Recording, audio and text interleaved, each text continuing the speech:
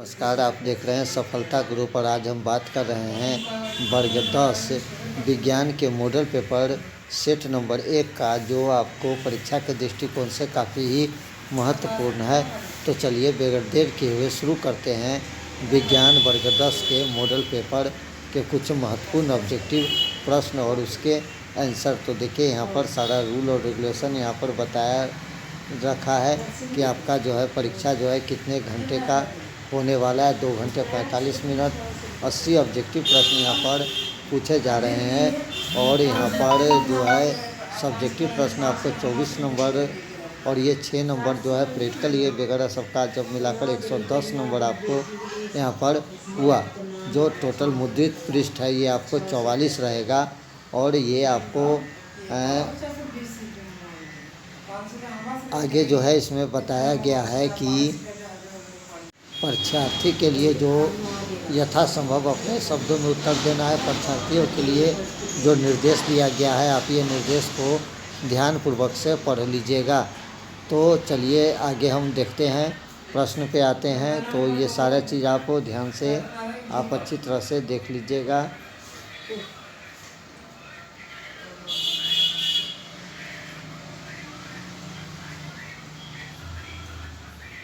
इसमें सारा कुछ बता रखा है कि कौन कौन से विषय के कितने ऑब्जेक्टिव प्रश्न है और कितने सब्जेक्टिव प्रश्न है और उसके लिए कितने अंक जो यहाँ पर निर्धारित जो है किया गया है। ये सभी चीज़ आपको यहाँ से जानकारी प्राप्त हो जाएगा।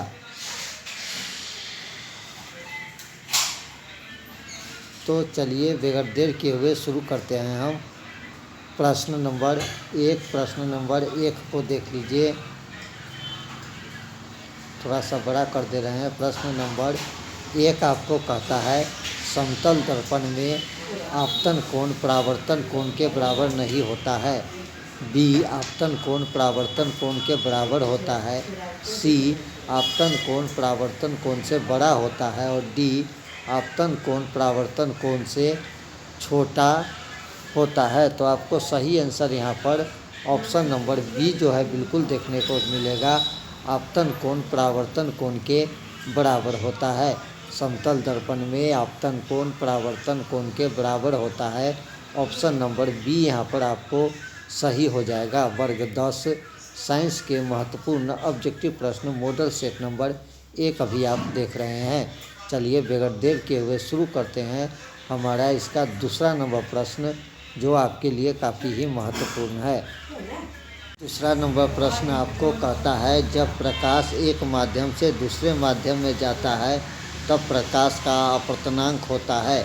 ऑप्शन नंबर 1 को देखिए, प्रकाश की चाल परिवर्तन होने के कारण, प्रकाश की चाल में परिवर्तन नहीं होने के कारण, प्रकाश के रंग में परिवर्तन होने के कारण और डी उपयुक्त सभी कारण से। तो 2 का आपको सही आंसर यहाँ पर ऑप्शन नंबर ए जो है देखने को मिल जाएगा, प्रकाश की चाल में परिवर्तन के कारण। चलिए बगैर देर किए हुए देखते हैं तीसरा नंबर प्रश्न, जो आपके बोर्ड परीक्षा के लिए काफ़ी ही महत्वपूर्ण है और ये प्रश्न आपको बार बार पूछे जाते हैं। इसीलिए प्रत्येक क्वेश्चन को आप ध्यानपूर्वक से प्रश्न को देखिए और हो सके तो आप अपने कॉपी में नोट कर लीजिए और इसका तैयारी करिए। तो चलते हैं हम अपने दूसरा प्रश्न की ओर। तीसरा नंबर प्रश्न है। तीसरा नंबर प्रश्न कहता है क्लोरोफिल वर्ण का रंग है। ऑप्शन नंबर ए हरा, बी नीला, सी लाल और डी सफ़ेद। तो आपको 3 का सही आंसर यहाँ पर ऑप्शन नंबर ए जो है बिल्कुल सही हो जाएगा, यानी कि हरा। क्लोरोफिल वर्ण का रंग हमेशा हरा होता है। ऑप्शन नंबर ए हमारा सही हो जाएगा। चलिए 4 नंबर प्रश्न को जानते हैं। 4 नंबर प्रश्न भी आपको काफ़ी ही महत्वपूर्ण प्रश्न है। 4 नंबर प्रश्न कहता है रक्त में आयरन की कमी से होने वाले एक रोग है। ऑप्शन नंबर 1 को देखिए, टीबी, बी मधुमेह, सी एनीमिया और डी उच्च रक्तचाप। तो 4 का आपको सही आंसर यहाँ पर ऑप्शन नंबर सी जो है बिल्कुल सही हो जाएगा। रक्त में आयरन की कमी से होने वाला एक रोग एनीमिया जो है बिल्कुल सही हो जाएगा।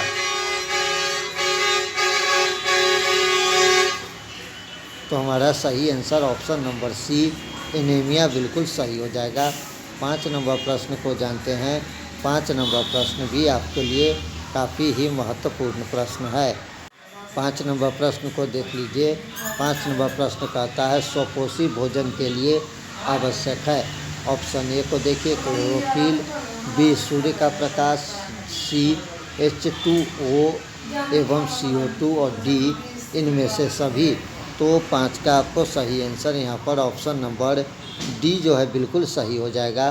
स्वपोषी भोजन के लिए आवश्यक है, क्लोरोफिल भी आवश्यक है, सूर्य का प्रकाश भी आवश्यक है, H2O एवं CO2 आवश्यक है, यानी ऑप्शन नंबर डी हमारा सही हो जाएगा। और माफ़ कीजिएगा, थोड़ा सा आपको यहाँ पे गाड़ी का आवाज़ सब आते हुए सुनाई देगा, तो इस समय थोड़ा सा गलत टाइम पे ये वीडियो बना रहा हूँ, लेकिन ये परीक्षा की दृष्टि से आपके लिए काफ़ी महत्वपूर्ण है, इसलिए सोचा कि चलिए बना ही देता हूँ, जिससे आपका समय का बचत हो और आप टाइम से आप प्रश्न को याद कर ले। तो चलिए देर किए हुए 6ठा नंबर प्रश्न को जानते हैं। 6ठा नंबर प्रश्न आपको काफ़ी ही महत्वपूर्ण प्रश्न है। 6ठा नंबर प्रश्न को देख लीजिए। 6ठा नंबर प्रश्न कहता है निम्न में से कौन सा पदार्थ लेंस बनाने के लिए प्रयुक्त है। ऑप्शन नंबर ए जल, बी कांच, सी प्लास्टिक और डी मिट्टी।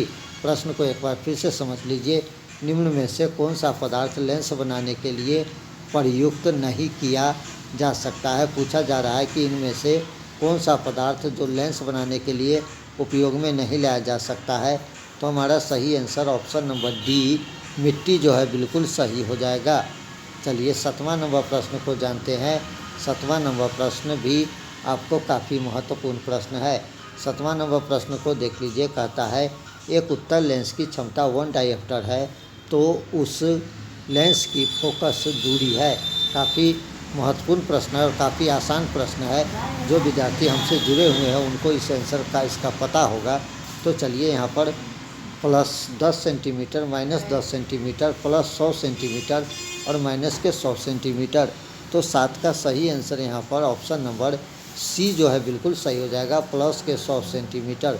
और ये सभी प्रश्न आप लिख चुके हैं, रिवीजिंग आपको अच्छी तरह से याद है, तो इसीलिए आप 80 में 40 नंबर आप आराम से ला सकते हैं, या जितना उसमें पूछा गया है आप उतना जो है आराम से ऑब्जेक्टिव में आंसर ला सकते हैं। 8वां नंबर प्रश्न को जानते हैं। 8वां नंबर प्रश्न, और आप अपने NCERT बुक को ध्यानपूर्वक से पढ़िए, क्योंकि सभी ऑब्जेक्टिव प्रश्न आपके NCERT बुक के चैप्टर से अंदर से लिए गए हैं। किसी गोलीय दर्पण तथा किसी पतले गोलीय लेंस दोनों की फोकस दूरी -15 सेंटीमीटर है, तो दर्पण का लेंस संभवतः है। दर्पण -15 सेंटीमीटर दे रखा है, तो दर्पण का लेंस यहाँ पर पूछा जा रहा है। तो यहाँ पर प्रश्न एक बार फिर से आप देख लीजिए।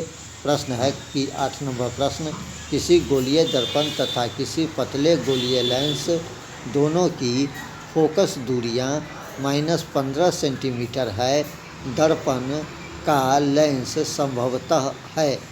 4 ऑप्शन है यहाँ पर। ऑप्शन नंबर ए को देख लीजिए। ऑप्शन नंबर ए कहता है दोनों अवतल है, दोनों उत्तल है, दर्पण अवतल तथा उत्तल लेंस है, और डी उत्तल दर्पण तथा लेंस अवतल है। तो 8 का आपको सही आंसर ऑप्शन नंबर यहाँ पर ए जो है बिल्कुल सही हो जाएगा, दोनों अवतल है। 9 नंबर प्रश्न को जानते हैं। 9 नंबर प्रश्न भी आपको काफ़ी ही महत्वपूर्ण प्रश्न है। बीच बीच में ऐड आ जाता है, माफ़ कीजिएगा। सामान्य नेत्र की दूरी बिंदु है। Option A 25 metre, 25 centimetre, 25 millimetre और डी अनंत। तो सामान्य नेत्र की जो फोकस, सामान्य नेत्र की जो दूर बिंदु है, सामान्य नेत्र की जो दूर बिंदु है वो आपको हमेशा ऑप्शन नंबर डी अनंत पर होगा, यानी ऑप्शन नंबर डी हमारा सही आंसर हो जाएगा, अनंत। 10 नंबर प्रश्न को जानते हैं। 10 नंबर प्रश्न भी आपको काफ़ी महत्वपूर्ण प्रश्न है। 10 नंबर प्रश्न कहता है जो नेत्र निकट की वस्तु को साफ नहीं देख सकता उस नेत्र में होता है। तो उस नेत्र में ऑप्शन नंबर ए को देख लीजिए। दूर दृष्टि दोष होता है, निकट दृष्टि दोष होता है, जरा दृष्टि दोष होता है और बरंधता होता है। तो 10 का आपको सही आंसर, जो नेत्र निकट की वस्तु को नहीं देखता है उसको जो है दूर दृष्टि दोष होता है, और जो दूर के वस्तु को साफ साफ नहीं देख सकता उसे निकट दृष्टि दोष होता है। तो सही आंसर आपको ऑप्शन नंबर यहाँ पर ए जो है बिल्कुल सही हो जाएगा। दूर दृष्टि दोष हमारा सही आंसर हो जाएगा। चलिए 11 नंबर प्रश्न को जानते हैं। 11 नंबर प्रश्न भी आपको काफ़ी महत्वपूर्ण है और आपको यहाँ पर याद दिला दे कि यहाँ पर क्वेश्चन बैंक का सीरीज भी चल रहा है, जिसमें अभी आपको वीडियो अपलोड हो रखा है सामाजिक विज्ञान 2019 के प्रथम पाली का प्रश्न, और उसको आपने नहीं देखा है तो उसे भी देख लीजिए। और जल्दी सभी मॉडल पेपर का सभी जो है क्वेश्चन बैंक का आपको 10 साल का रिवीजन जो है करा दिया जाएगा। तो चलिए अगला प्रश्न जानते हैं। प्रकाश संश्लेषण के द्वारा किसकी उत्पत्ति होती है? प्रकाश की, प्रोटीन की, ग्लूकोज की या वसा की? तो 11 का आपको सही आंसर यहाँ पर ऑप्शन नंबर सी जो है बिल्कुल सही हो जाएगा। प्रकाश संश्लेषण के द्वारा ग्लूकोज की उत्पत्ति होती है। 12 नंबर प्रश्न को जानते हैं। 12 नंबर प्रश्न भी आपको काफ़ी महत्वपूर्ण प्रश्न है। मनुष्य के शरीर की सबसे बड़ी ग्रंथि लीवर, अग्न्याशय, अंडाशय या एंडिनल? तो 12 का आपको सही आंसर यहाँ पर ऑप्शन नंबर ए जो है बिल्कुल सही हो जाएगा, लीवर। 13 नंबर प्रश्न को जानते हैं। 13 नंबर प्रश्न भी आपको काफ़ी महत्वपूर्ण प्रश्न है। 13 नंबर प्रश्न कहता है ग्वाइटर अथवा घेघा पनपता है। ऑप्शन नंबर ए को देखिए, चीनी की कमी से, आयोडीन की कमी से, रक्त की कमी से या मोटापा से? तो आपको सही आंसर 13 का ऑप्शन नंबर बी जो है बिल्कुल सही हो जाएगा, आयोडीन की कमी से। 14 नंबर प्रश्न को जानते हैं। 14 नंबर प्रश्न भी आपको काफ़ी महत्वपूर्ण प्रश्न है। मानव नेत्र में किसी प्रकार का लेंस नहीं होता। अवतल लेंस होता है, उत्तल लेंस होता है, उत्तल दर्पण होता है। तो सही आंसर आपको 14 का हो जाएगा कि मानव नेत्र में जो लेंस होता है वो आपको उत्तल लेंस होता है। ऑप्शन नंबर सी सही हो जाएगा। 15 नंबर प्रश्न को जानते हैं। 15 नंबर प्रश्न भी आपको काफ़ी महत्वपूर्ण प्रश्न है। मानव नेत्र वस्तु की प्रतिबिंब निम्न में से किस भाग पर बनता है? ऑप्शन नंबर ए को देख लीजिए, कार्निया, आइरिस, रेटिना या पुतली? तो सही आंसर आपको ऑप्शन नंबर जो है 14 का हो जाएगा। 15 का ऑप्शन नंबर 15 का आपको ऑप्शन नंबर सी जो है बिल्कुल सही हो जाएगा, यानी कि रेटिना हमारा सही आंसर हो जाएगा। 16 नंबर प्रश्न को जानते हैं। 16 नंबर प्रश्न भी आपको काफ़ी महत्वपूर्ण है। 16 नंबर प्रश्न आप देख लीजिए, कहता है कि टिंटल प्रभाव प्रकाश की कौन सी परिघटना को प्रदर्शित करता है? ऑप्शन नंबर ए को देख लीजिए, प्रकाश का प्रवर्तन, प्रकाश का अपवर्तनांक, प्रकाश का विपेक्षण, विक्षेपण और डी प्रकाश का परिकीर्ण। तो टिंटल प्रभाव प्रकाश की जिस घटना को प्रदर्शित करता है वो आपको यहाँ पर ऑप्शन नंबर डी बिल्कुल सही हो जाएगा, यानी प्रकाश का परिकर्ण हमारा सही आंसर हो जाएगा। चलिए 17 नंबर प्रश्न को जानते हैं। 17 नंबर प्रश्न भी आपको काफ़ी 17 नंबर प्रश्न आपको कहता है एक कूलाम विद्युत आवेश में कितने इलेक्ट्रॉन समय आवेश के तुल्य होते हैं?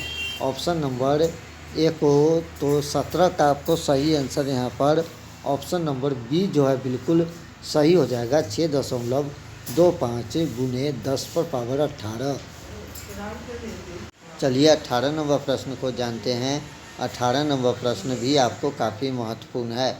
18 नंबर प्रश्न कहता है एक एमीटर का परिसर 0.3 एम्पियर है और इस एमीटर को स्केल पर डिवीजनों की संख्या 30 है। तो इसका जो है ऑप्शन तो उस एमीटर का अल्पमापक है। तो इसका आंसर आपको यहाँ पर जो हो जाएगा 18 का आपको सही आंसर ऑप्शन नंबर डी जो है बिल्कुल सही हो जाएगा, 0.01 ए। 19 नंबर प्रश्न को जानते हैं। 19 नंबर प्रश्न कहता है थायरिक्स का स्रवण कहाँ से होता है? थायराइड, यकृत, वृक्क और वृषण? तो सही आंसर 19 का आपको ऑप्शन नंबर ए जो है बिल्कुल सही हो जाएगा, थायराइड। 20 नंबर प्रश्न को जानते हैं। 20 नंबर प्रश्न भी आपको काफ़ी महत्वपूर्ण है। मानव में डायलिसिस थैली है, नेफ्रॉन, न्यूरॉन, माइटोकॉन्ड्रिया और इनमें से कोई नहीं। तो सही आंसर आपको 20 का ऑप्शन नंबर ए जो है बिल्कुल सही हो जाएगा, यानी कि नेफ्रॉन। 21 नंबर प्रश्न को जानते हैं। 21 नंबर प्रश्न भी आपको काफ़ी महत्वपूर्ण प्रश्न है। भोजन का पचना किस प्रकार की अभिक्रिया है? उपचयन है, ओम है, अपचयन है या विस्थापन है? तो भोजन का पचना जो अभिक्रिया है वो आपको सही आंसर यहाँ पर उपचयन बिल्कुल सही हो जाएगा। 22 नंबर प्रश्न को जानते हैं। 22 नंबर प्रश्न कहता है कि विद्युत आवेश का एसआई मात्रक वोल्ट, संयोजन, एम्पीयर या कूलाम। तो 22 का आपको सही answer option number D coulomb जो है बिल्कुल सही हो जाएगा। चलिए 23 नंबर प्रश्न को जानते हैं। 23 नंबर प्रश्न भी आपको काफ़ी महत्वपूर्ण। अधिभारण के समय विद्युत परिपथ में विद्युत धारा का मान बहुत कम हो जाता है, परिवर्तित नहीं होता है, बहुत अधिक बढ़ जाता है और इनमें से कोई नहीं। तो 23 का आपको सही आंसर यहाँ पर ऑप्शन नंबर सी जो है बिल्कुल सही हो जाएगा, बहुत अधिक बढ़ जाता है।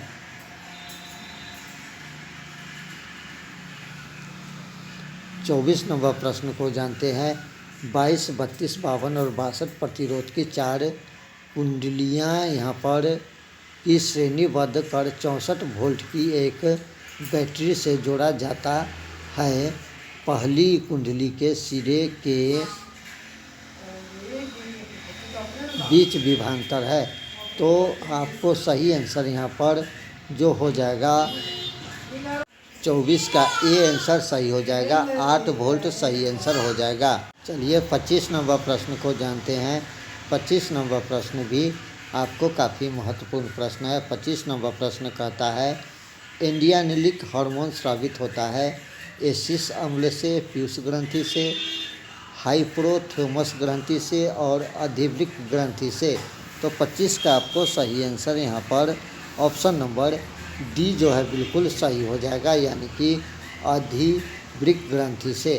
तो दोस्तों ये था विज्ञान के 25 ऑब्जेक्टिव प्रश्न और इसका भाग 2 लेके जल्द ही उपस्थित होंगे, क्योंकि इस समय वीडियो साफ से नहीं बन रहा है, आपको आवाज़ में परेशानी का सामना करना पड़ रहा है, तो माफ़ कीजिएगा। इसका अगला भाग जल्द लेके आ रहे हैं।